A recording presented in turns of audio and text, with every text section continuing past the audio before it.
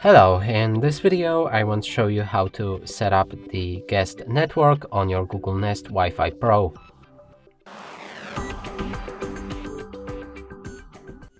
To do this, you'll need to set up your device in a Google Home app. I've shown you previously on how to do it. Now let's click on this device. Move to the icon in the top right corner of the screen. It should look like a gear. Now open the network settings, and here we have a guest network, so let's set it up now.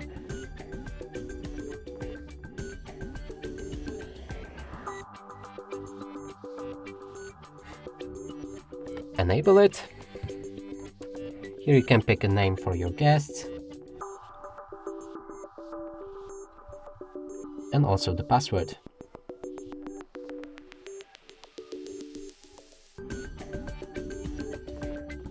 You can check the password if you want and make sure to click on save. From here the guest network should be set when it's ready loading.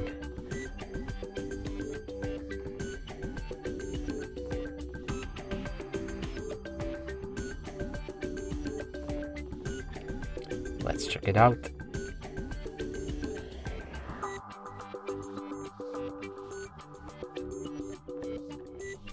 Here we have the network.